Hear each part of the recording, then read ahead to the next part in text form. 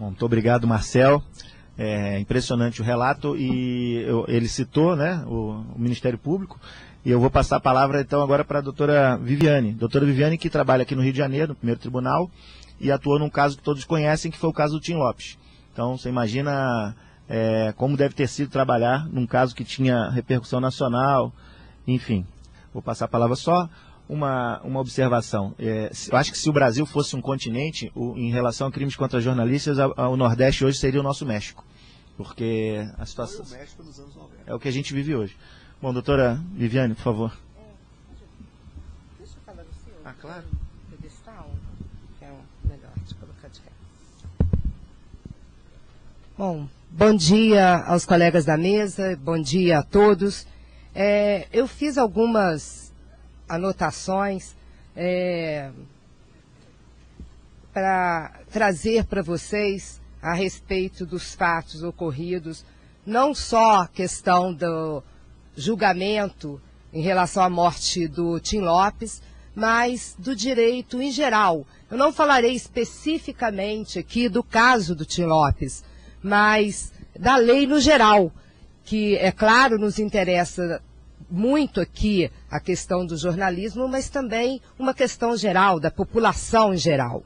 E eu não concordo, já vou colocar aqui inicialmente, com a posição do Marcelo Moreira a respeito de ter uma lei mais grave para os crimes praticados contra os jornalistas.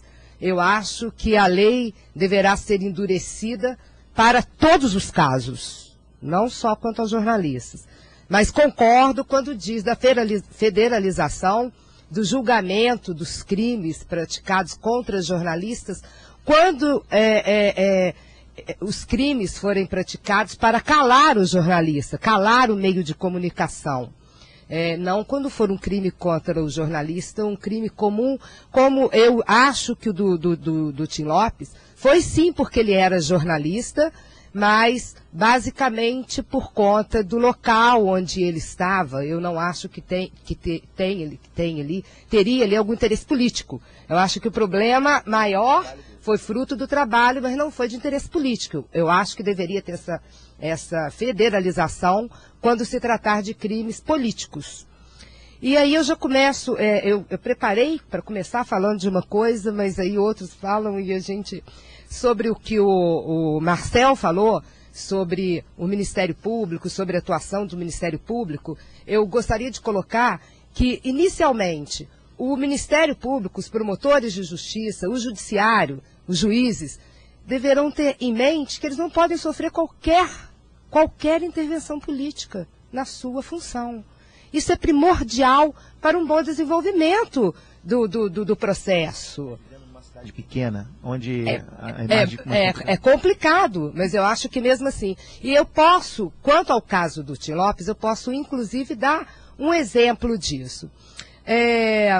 Os jornalistas, eu acho que erradamente, porque não estão acostumados a ver os relatórios policiais, ficaram muito revoltados na época com um relatório de um policial que falavam assim, o policial disse que o Tim Lopes foi o responsável pela morte dele, porque estava naquele lugar na hora certa. Ele não falou isto, ele não falou que era problema dele. É uma forma de falar assim, ele se arriscou. Eu já fui sequestrada e depois todos os policiais falaram, você foi louca de passar por aquele local. Assim, não estão querendo tirar a responsabilidade de quem fez. E quando colocaram esse relatório na imprensa, o meu chefe, o procurador-geral, telefonou para mim e falou assim, Viviane, a governadora já me ligou e disse, porque ela já falou na imprensa, que ela já determinou que este inquérito volte para a delegacia. O que você vai fazer? Eu falei assim, eu já li o inquérito e eu vou denunciar. Mas a governadora agora está em maus lençóis, porque ela falou que determinou que o inquérito voltasse para a delegacia para novo relatório. Eu falei, ela não determina nada para mim. Acabou, eu vou denunciar agora. Aí o procurador-geral falou, faz o que você achar melhor. Pronto, denunciei. Estão aí os que foram denunciados, foram condenados. 2 denunciados morreram, não foram presos. Um eu costumo brincar que suicidaram-no, porque bandido suicidar é a coisa mais louca do mundo. mataram, acho que ele deveria ter mais informações. Evidentemente não foram condenados todos, porque não apurou, não se apurou todos. Alguns a gente conhece só por apelido e não conseguimos qualificá-los. De fato, ainda existem soltos por aí. Mas dos condenados, eu gostaria de colocar aqui o Elias Maluco, né, que era o pior deles, foi condenado a a pena maior, porque ele coordenava os demais, 28 anos e meio, pelos crimes de homicídio triplamente qualificado.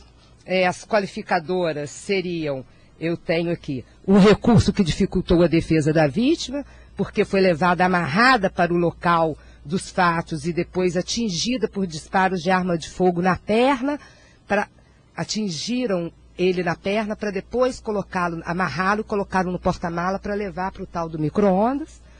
Emprego de meio cruel, fogo e tortura, uma vez que as pernas da vítima foram, de fato, cortadas, causando, então, um sofrimento exagerado.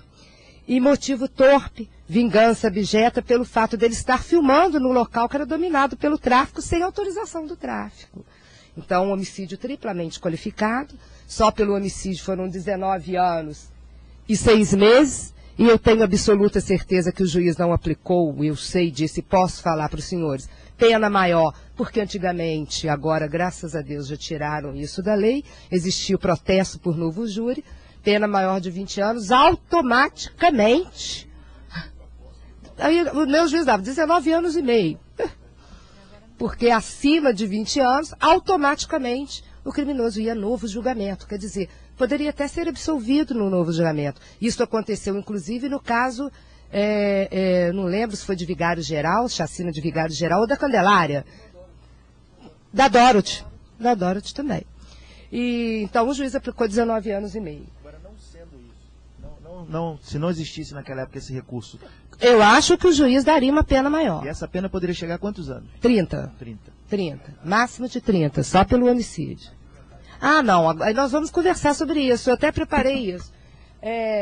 Foi condenado, então, eu falei o total de 28 anos e meio, só pelo homicídio, 19 anos e meio, pela ocultação de cadáver, 3 anos, e mais o pagamento de multa, e em relação à associação bando e quadrilha, foi condenado a 6 anos de reclusão.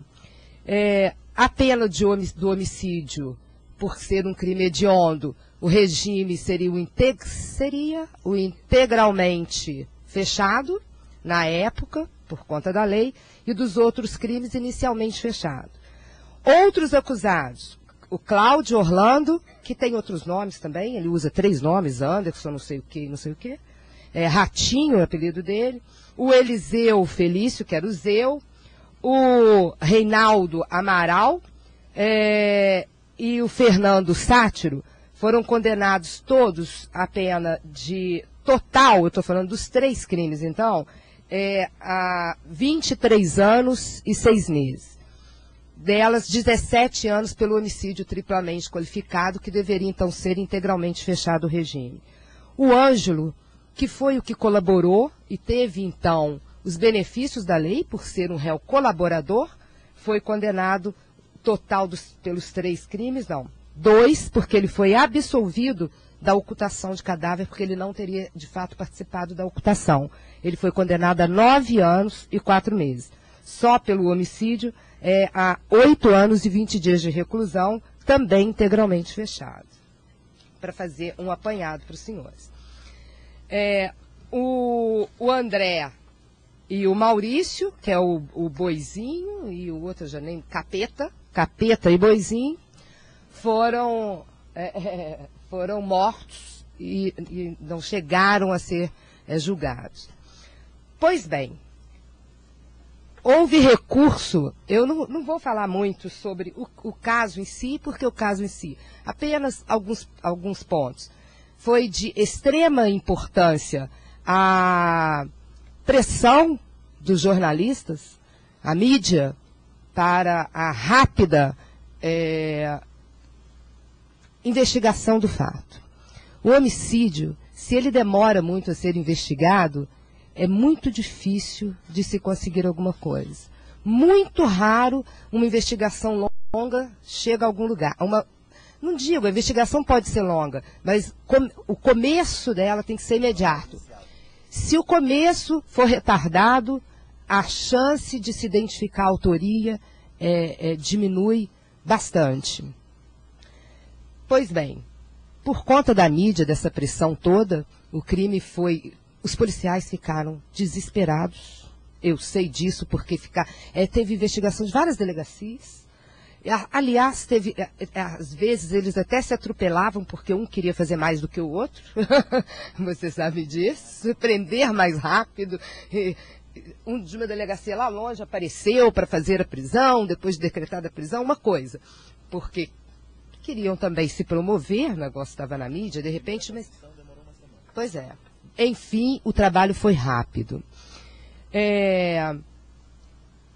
Aí agora, eu ouço sempre, né, e vi lá a revolta dos jornalistas quanto à progressão do regime. Aí agora nós vamos entrar.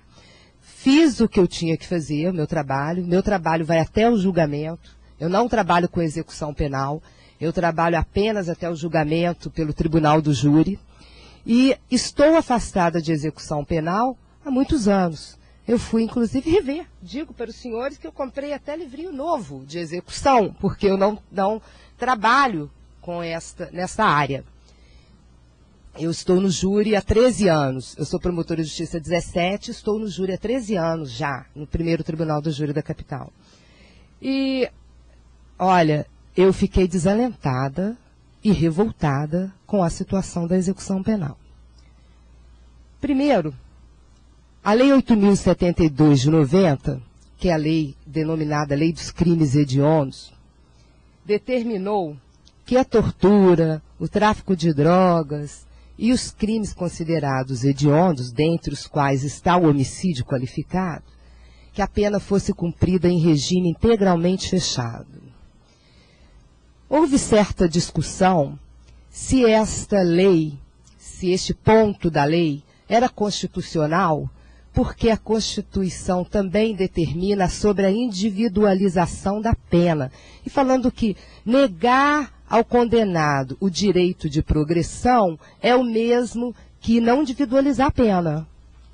Eu discordo, porque no artigo 5º, o inciso 42 da Constituição, diz que a lei considerará inafiançáveis, insuscetíveis de graça ou anistia a prática da tortura, o tráfico ilícito de substâncias entorpecentes e drogas afins, o terrorismo e os crimes definidos como hediondos, por eles respondendo os mandantes, os executores e o que, podendo evitá-los, se omitirem. Então, a Constituição Federal já deixou para o legislador ordinário, ou seja, infraconstitucional, delimitar algumas regras sobre esses crimes que eu citei, dentre isto, o regime de pena. Além disso, o artigo 52 do Código Penal diz que o juiz vai fixar a pena considerando também a culpabilidade do agente e a quantidade, não só a pena, mas fala também sobre o regime, que seja necessário para a prevenção e para a reprovação do crime. Então, quando se diz, nestes